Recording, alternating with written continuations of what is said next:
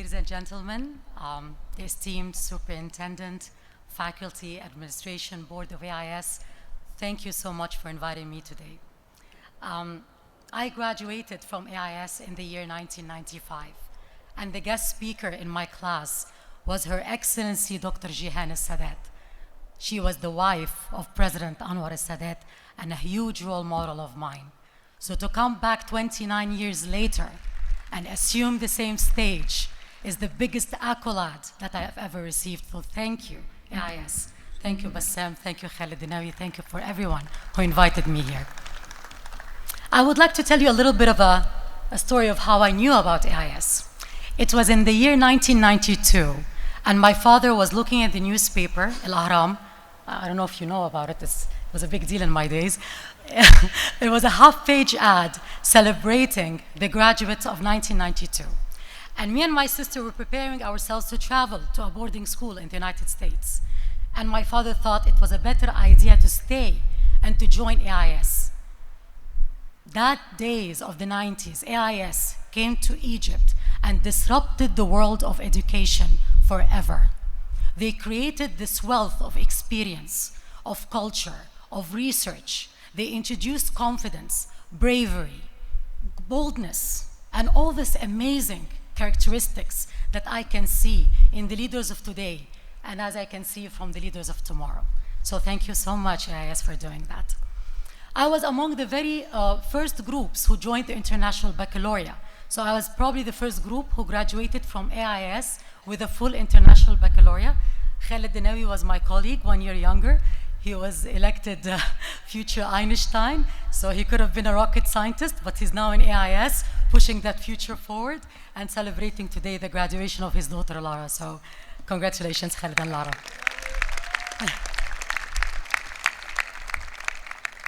I have had a tremendous journey. I've worked in multinationals. I set up my own company. I worked in presidential campaigns.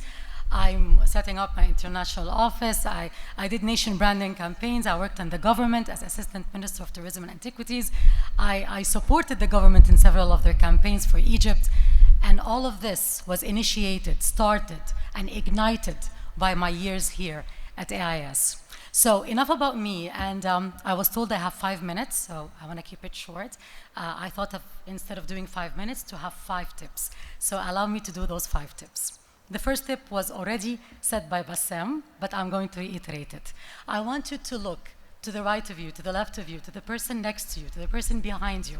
And even if you're not close friends, I'd like you to give them a handshake and congratulate them, because those are the people who will stand by your side.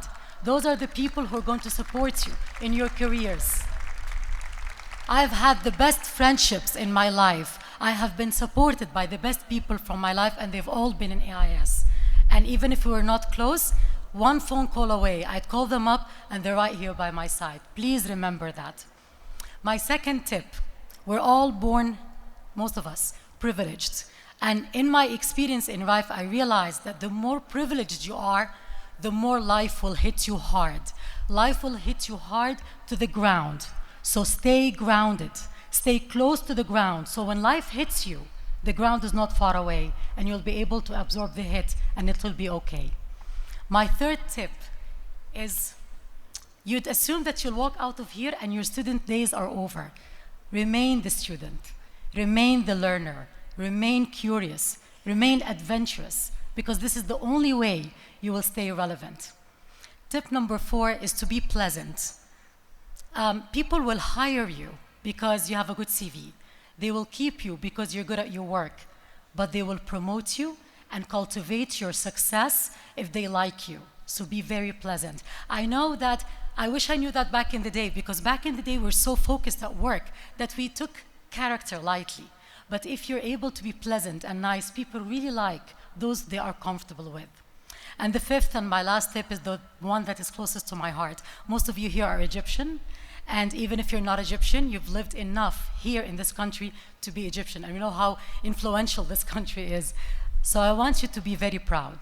Most of you will travel, and I want you to stick your head up high. You come from a country like no other, a civilization like no other.